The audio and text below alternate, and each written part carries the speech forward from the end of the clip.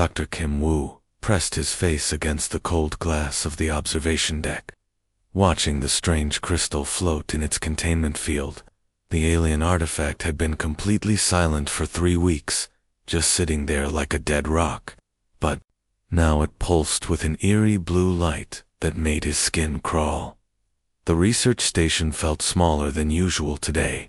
Only 12 crew members were stationed on this remote outpost, studying the mysterious object they had found buried deep in the frozen soil of Kepler-4 to see. The moon was supposed to be lifeless, just another chunk of ice and rock orbiting a distant gas giant. But this crystal changed everything. Commander Park Jin, you need to see this right now.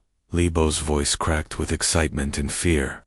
She was hunched over her communications console, her fingers dancing across holographic displays that flickered with data streams Kim Woo had never seen before. Park Jin dropped his coffee cup and rushed across the cramped command center. His boots echoed on the metal floor as he moved with the quick, practiced steps of a man who had spent 30 years in space.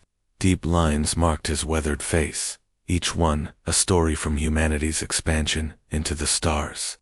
What kind of transmission are we dealing with here? Park Jin asked, leaning over Li Bo's shoulder to study the readings. The numbers made no sense. Power levels were spiking far beyond what their equipment should detect. Li Bo's hands trembled slightly as she adjusted the controls. It's using our emergency protocols, sir, but there's something else mixed in. The signal is bouncing through quantum channels I've never seen before.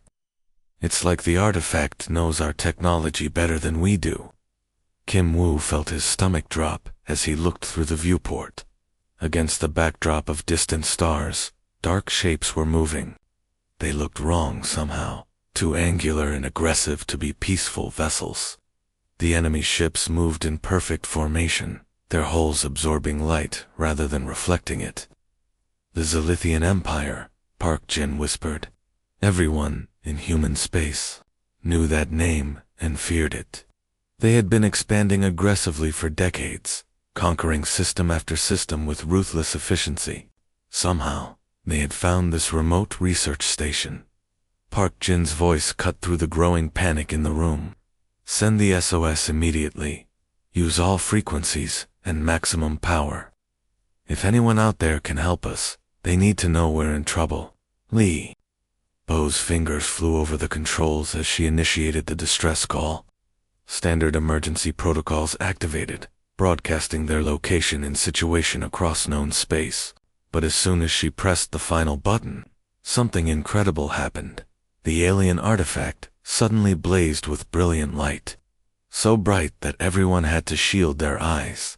The entire station shook as energy coursed through systems that weren't designed to handle such power. Their simple distress call was being amplified far beyond anything their equipment should have been capable of producing. Kim Woo watched in amazement as the crystal pulsed faster and brighter. It's not just amplifying our signal, he said, studying the readings on his scanner. It's changing it somehow, adding layers of data I don't understand. The transmission shot out into space, carrying their desperate plea for help through dimensions and realities they didn't know existed. Somewhere in the vast darkness between stars, ancient systems began to wake up after centuries of sleep, responding to a call they had been programmed to answer long ago. Captain Choi, Minho, was hauling rice and medical supplies to the outer colonies when his world turned upside down. The merchant vessel New Seoul wasn't built for excitement, just steady cargo runs between human settlements. But as he sipped his morning coffee in the cramped bridge, his long-range sensors started screaming warnings he'd never heard before. Captain, you need to look at this, called his navigator, Yuhana, from her station. Her voice carried a tension that made Minho's coffee taste bitter. Hannah had been navigating space routes for 15 years and rarely got excited about anything. Minho walked over and stared at the sensor display.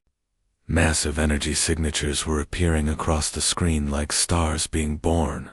Each one showed power readings that made his cargo ship look like a toy boat next to a battleship. Run a database check, Minho ordered, trying to keep his voice steady. Find out what kind of ships put out energy like that.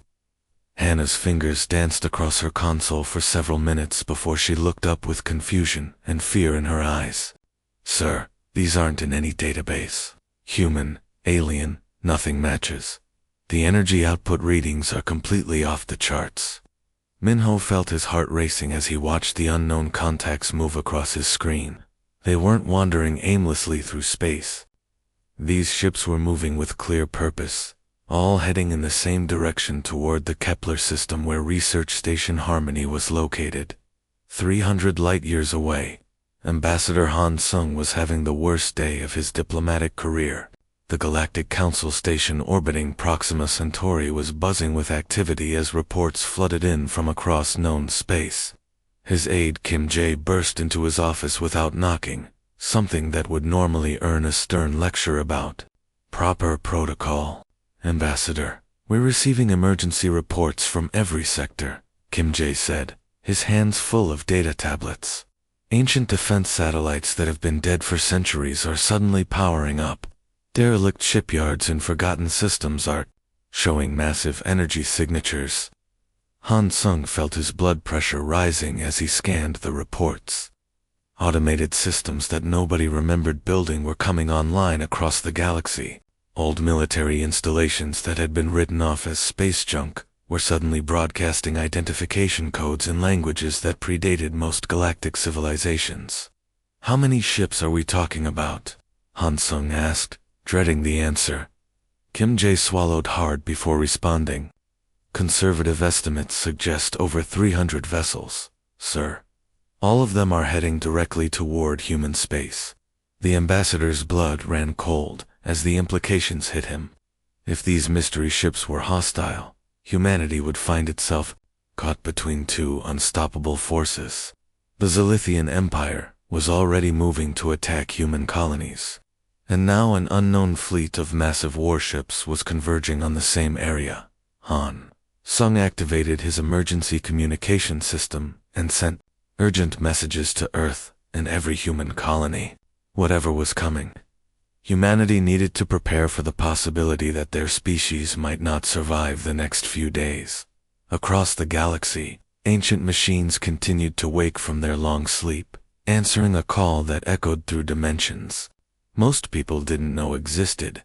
Zilithian War Commander Zareth lounged in his command chair, studying the tactical display with the bored confidence of a predator who had never met his match. His fleet had swept through 17 star systems in the past 2 years, crushing resistance with brutal efficiency. The humans were just another young species with primitive weapons and foolish dreams of independence. This will be finished before dinner, Zareth muttered to his second-in-command.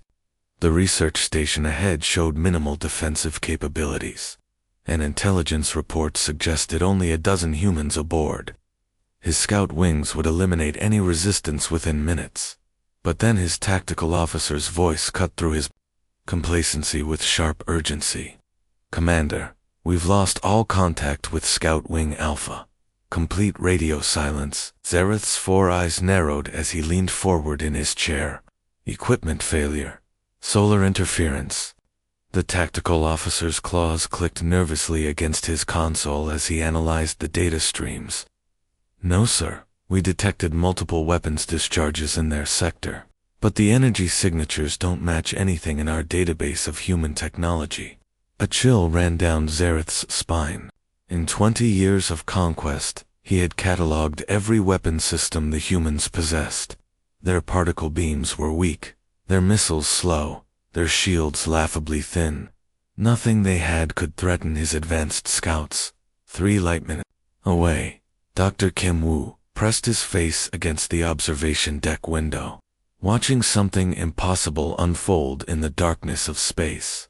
Sleek vessels moved through the void with a grace that defied physics, their hulls reflecting starlight in patterns that hurt to look at directly. Those are human ships, Kim Woo whispered in amazement. He could see the familiar symbols painted on their hulls, the same geometric designs used by Earth's colonial fleet. But these vessels moved like living creatures. bending and flowing through space in ways that should have torn them apart. The mysterious ships systematically hunted down Zilithian scouts with terrifying precision. Each enemy vessel simply vanished in brilliant flashes of light, destroyed so completely that not even debris remained. The technology on display was decades beyond anything humanity possessed. Commander Park Jin activated the station's communication array with trembling hands. "Unknown vessels, this is Research Station Harmony. Please identify yourselves." Static filled the communication channels for long minutes. The crew held their breath, wondering if these mysterious ships were friends or enemies. Then a clear voice cut through the interference, speaking perfect Korean with an accent that sounded familiar yet somehow different. "Research Station Harmony. This is the TEDF, Eternal Vigilance. We received your distress call and are responding." Li Bo looked up from her console with confusion written across her face. "TEDV? I've never heard of that designation. What does it stand for?" Park Jin tried accessing military databases, searching for any reference to ships with that designation. Every search came back empty. According to official records, no such fleet existed in human space. Back on the Zilithian command ship, Zareth watched his remaining scouts flee in panic as more mystery vessels appeared on his sensors. These weren't the primitive humans he had expected to crush. Something else was protecting them, something with technology that made his own fleet look like ancient relics. For the first time in his military career, Zareth felt genuine fear. The empty space around Research Station Harmony suddenly came alive with impossible beauty. The air itself seemed to shimmer and bend as reality twisted in ways that made Kim Woo's eyes water. Then, like a curtain being pulled back, hundreds of ships materialized from nowhere. Each vessel was a work of art that took his breath away. The ships looked human at first glance, with the familiar angular lines and geometric patterns he recognized from Earth's colonial fleet. But as his eyes adjusted, he could see the differences. These hulls curved and flowed like living things, with surfaces that seemed to pulse with their own heartbeat. "My God," whispered Li Bo from her station. "Where?" Did they all come from the flagship dominated the view screen, a massive vessel that dwarfed anything in humanity's space fleet. Its hull stretched 4 kilometers, inscribed with Korean characters that glowed with soft blue light alongside. English text that Park Jin could barely read from this distance. A new voice filled the communication channel, speaking with the authority of someone accustomed to commanding fleets. "Research Station Harmony. This is Admiral Songhai of the Terran Expeditionary Defense Force. Your distress call has been answered." Park Jin felt his legs go weak as he stared at the impossible sight before him. The woman's voice sounded completely human, speaking Korean with an accent he recognized from his own home province. But the ships she commanded used technology that shouldn't exist. "Admiral, with all due respect, I've never heard of the TED," Park Jin replied, trying to keep his voice steady. "Our records show no such organization in human space." There was a pause before Admiral Songhai responded, and when she spoke again, her voice carried a sadness that made Park Jin's heart ache. "That is completely expected. Commander Park Jin, we exist in a parallel reality where humanity took a very different path among the stars. Your distress signal created a quantum bridge between our dimensions, allowing us to cross over and help you." Dr. Kim Woo's hands shook as he studied the energy readings pouring across his scanner. The numbers were incredible, showing power outputs that made nuclear reactors look like flashlight batteries. "These signatures match the artifact," he said in amazement. "They're using technology based on the same principles as the crystal we found." The artifact in the laboratory continued to pulse with brilliant blue light, its glow synchronizing perfectly with the lights on the mysterious fleet. Whatever connection existed between the ancient crystal and these impossible ships ran deeper than simple communication. Admiral Songhai's voice filled the station again. warm and reassuring despite the impossible circumstances. "Commander, we have much to discuss and very little time. The Zilithian Empire is mobilizing their entire battle fleet, and the quantum bridge won't remain stable for long. May we come aboard?" Park Jin looked around at his small crew, seeing his own mixture of fear and wonder reflected in their faces. Whatever was happening, they were about to become part of something that would change humanity's place in the galaxy. Forever. "Permission granted, Admiral. We're ready to receive you." The briefing room aboard the TEDF flagship felt like stepping into a dream. Commander Park Jin had transported over with Dr. Kim Woo and Li Bo, expecting military efficiency and cold metal walls. Instead, they found themselves in a space that seemed alive, with surfaces that shifted between solid matter and flowing energy. Admiral Song Hai looked exactly like any human from their reality, but her uniform bore symbols Park Jin had never seen before.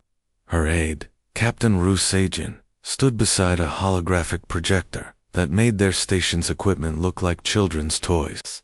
"What you're about to see will be difficult to believe," Admiral Song Hai said gently. 300 years ago, our Earth made first contact with a dying civilization called the Ith. The holographic display came to life, showing an alternate version of Earth that took Park Jin's breath away.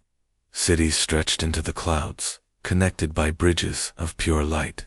Ships moved through the atmosphere like schools of fish, their hulls gleaming with technology that seemed more grown than built. "The Etherians were ancient beyond our understanding," Song Hai continued, her voice filled with reverence.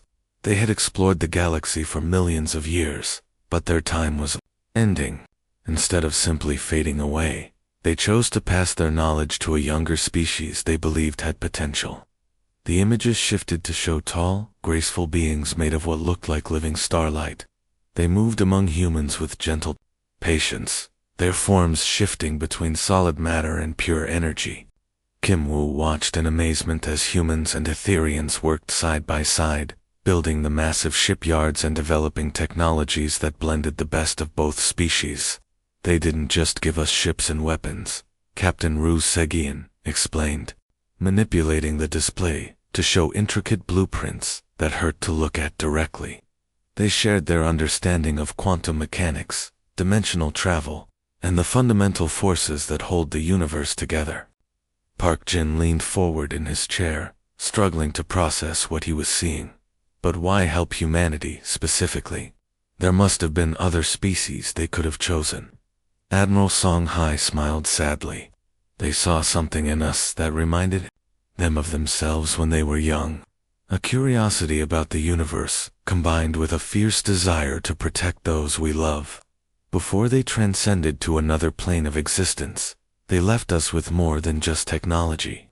They left us a sacred duty," Ru Segian continued, "to protect human life wherever it might exist, even across dimensional barriers we couldn't yet understand." Kim Woo's mind raced as he studied the quantum data streams flowing through the holographic display. "The artifact we found on that barren moon ... It's Etherian technology, isn't it?" Admiral Song Hai nodded with approval. "Very good, Doctor. It's what we call a quantum beacon. The Etherians placed them in strategic locations across multiple realities, designed to activate when human civilization faced extinction-level threats. Your distress call didn't just go out on radio frequencies," Ru Seijin added. "It created a temporary bridge between our dimensions, allowing us to cross over and answer the call for help." Park Jin felt the weight of destiny settling on his shoulders as he realized the true significance of their discovery. Commander Zareth's arrogance crumbled like ancient stone as his main battle fleet dropped out of hyperspace and faced the impossible. The human ships that awaited them moved through space like schools of fish, flowing and turning in perfect harmony. These weren't the clumsy, predictable vessels he had crushed in 17 previous campaigns. "Status report," Zareth demanded, his voice tight with growing panic. His tactical officer's claws trembled over the control panel as waves of data flooded his screens. "Sir, Our forward destroyers are gone, completely gone. We didn't even see what hit them. Zareth watched in horror as his most advanced warships, vessels that had broken planetary defenses across the galaxy, were systematically torn apart by weapons he couldn't understand. The human ships didn't just fight back, they hunted with the patience and skill of apex predators. "Sir, they're not just defending the research station," his tactical officer reported, voice cracking with fear. "They're hunting us down one by one, on the bridge of the TEDF destroyer, Rising Dawn." Captain Bae Youngjun studied the tactical display with the cold precision of a surgeon. His ship was smaller than the Zilithian dreadnoughts, but it moved through space with impossible grace, its living hull adapting to every situation. "All units, execute pattern, Serenity," Bae commanded through the fleet communication network. His voice carried the weight of 3 centuries of tactical evolution. "No Zilithian vessel leaves this system alive." The battle that followed wasn't really a battle at all. It was a demonstration of what happened when primitive aggression met advanced civilization. Zilithian ships that had terrorized dozens of peaceful species found themselves completely outmatched at every turn. Ted-Fei quantum torpedoes didn't just penetrate enemy shields, they phase-shifted through multiple dimensions before materializing inside enemy hulls. Particle beams that looked like streams of liquid starlight reconfigured matter at the molecular level, turning massive warships into clouds of harmless gas. Back on Research Station Harmony, Li Bo monitored the desperate communications flying between Zilithian ships. Her translation software could barely keep up with the flood of panic-stricken messages. "Commander Park Jin, you need to hear this," she called out. "The Zilithians are broadcasting on all emergency frequencies. They're requesting immediate evacuation from all human territories." Park Jin watched through the observation deck as a Zilithian dreadnought, one of the most feared weapons in known space, simply ceased to exist under concentrated TED fire. The massive ship didn't explode or break apart, it just faded away like morning mist. "I don't think requesting is the right word, Li Bo," Park Jin said quietly. "That sounds more like begging." Dr. Kim Woo studied the battle through his scientific instruments, his mind struggling to process the technology on display. "Their weapons aren't just destroying the ships," he observed with scientific fascination. "They're unmaking them at the quantum level. Within 2 hours, the most powerful Zilithian battle fleet ever assembled had been reduced to empty space and floating debris. The few surviving ships fled the system at maximum speed, broadcasting surrender messages and pleas for mercy.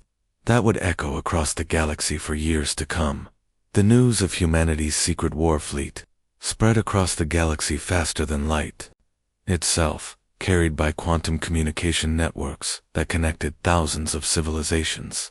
What had started as routine reports of a minor skirmish in human space quickly became the most significant military revelation in galactic history. Ambassador Han Sung hadn't slept in 3 days.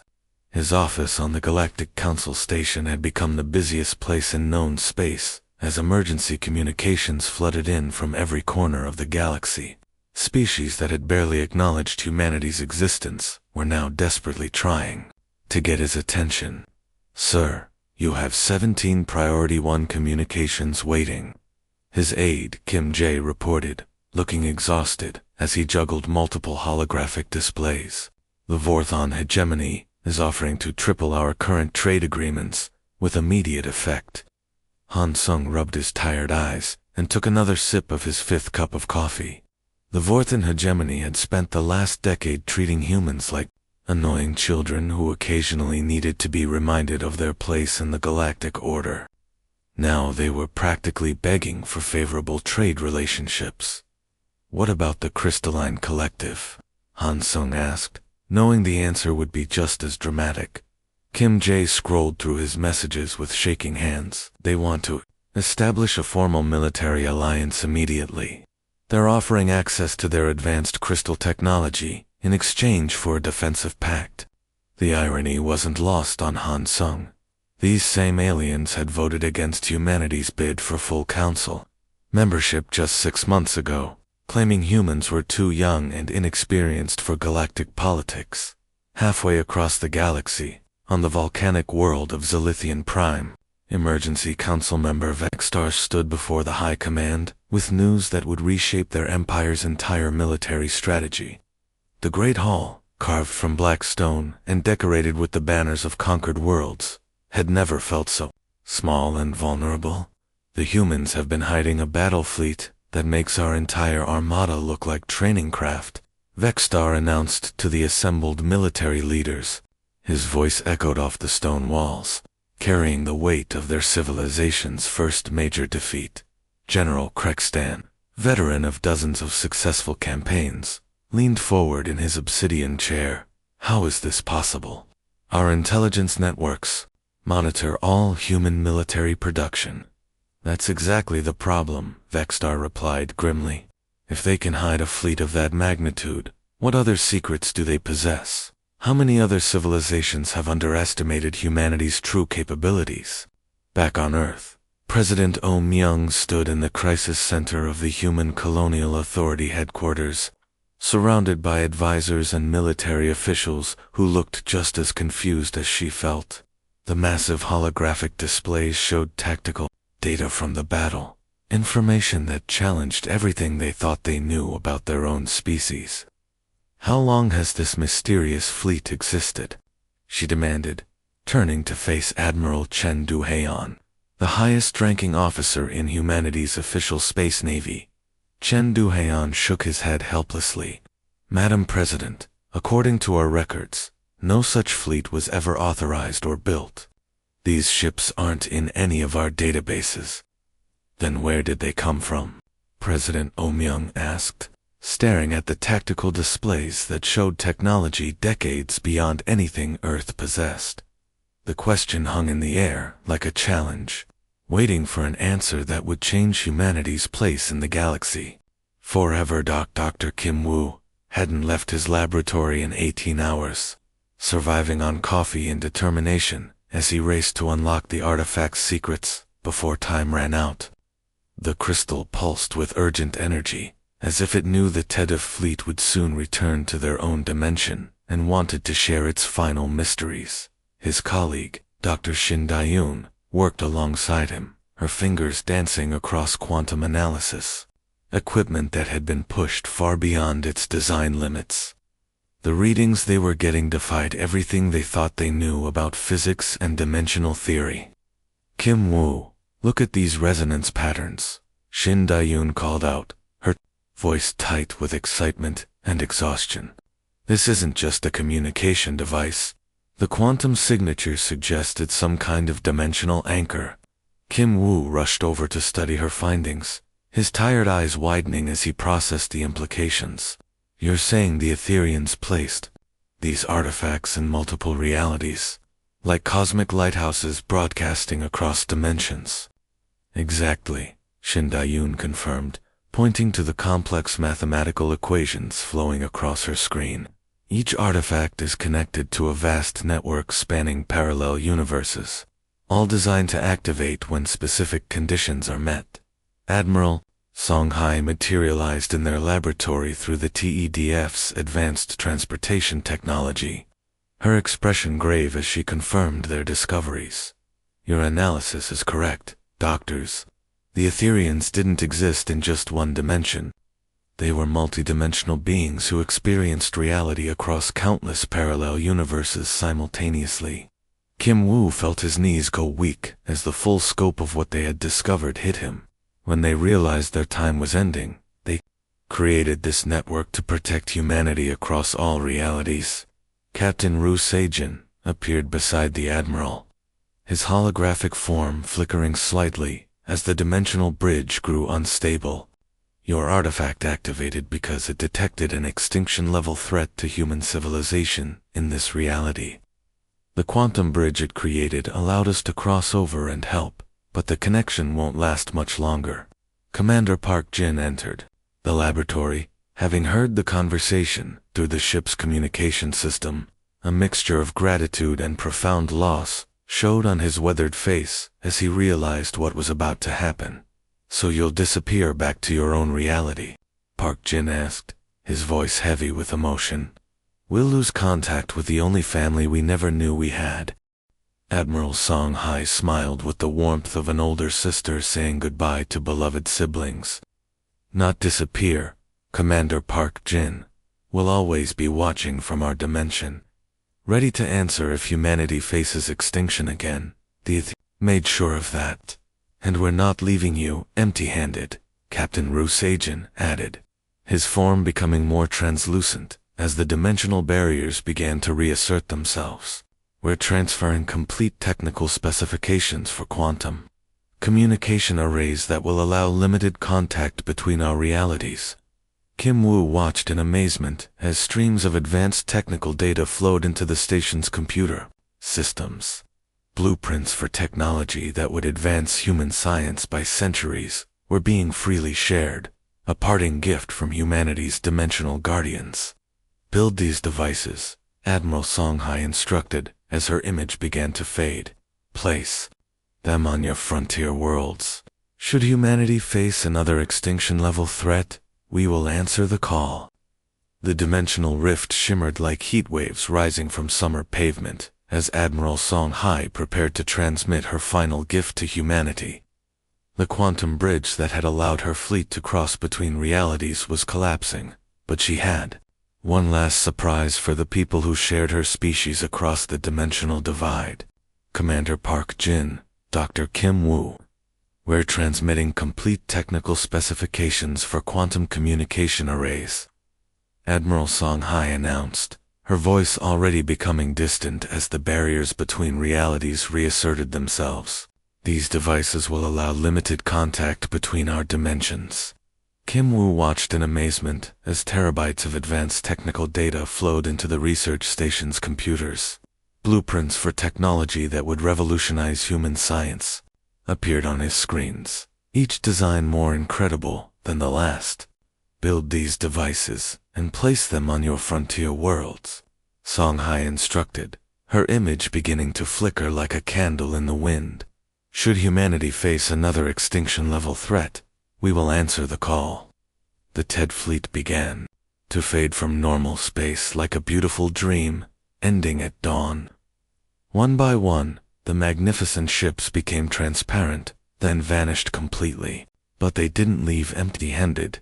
3 heavily damaged Silithian vessels remained behind, their hulls cracked open to reveal technology decades ahead of anything humans possessed. Park Jin stared at the abandoned enemy ships floating in space, like Christmas presents wrapped in twisted metal. "Well, that should keep our scientists busy for a few years," he said with a tired smile. 6 months later, the Galactic Council chamber buzzed with nervous energy as President Oh Myung prepared to address the assembled representatives for the first time in human history. She spoke not as a junior member begging for recognition, but as the leader of a species that had just demonstrated terrifying military capabilities. "Humanity appreciates the Council's renewed interest in our membership status," President Oh Myung said, with barely concealed amusement. "Your sudden enthusiasm for human participation in galactic affairs is quite touching." The Zilithian representative, a proud warrior who had once dismissed humans as insignificant insects, now spoke with a trembling voice. "The Empire formally requests a non-aggression treaty with all human territories. We wish to establish peaceful relations immediately." Other alien representatives nodded eagerly, their previous arrogance replaced by respectful caution. The balance of galactic power had shifted overnight, and everyone wanted to be on humanity's good side. Admiral Park Jin, recently promoted after his heroic actions at Research Station Harmony, stood on the observation deck of humanity's first quantum beacon station. The massive facility orbited a strategic location near the galactic core, its advanced arrays scanning dimensional barriers for any sign of their mysterious guardians. Dr. Kim Woo served as the station's chief science officer, spending his days monitoring quantum frequencies and refining the communication technology left by the TEDF. His new assistant, Ensign Ko Min-young, often found him staring thoughtfully at the stars. "Admiral, do you really think they're still out there watching us?" Ko Min-young asked during one of their routine maintenance checks. Park Jin smiled as he looked out at the infinite expanse of space that no longer felt empty or hostile. Somewhere beyond the dimensional barriers, their protectors waited patiently for humanity's next call for help. "I'm counting on it, Ensign." Deep in the quantum foam between realities, a single pulse confirmed his faith was not misplaced.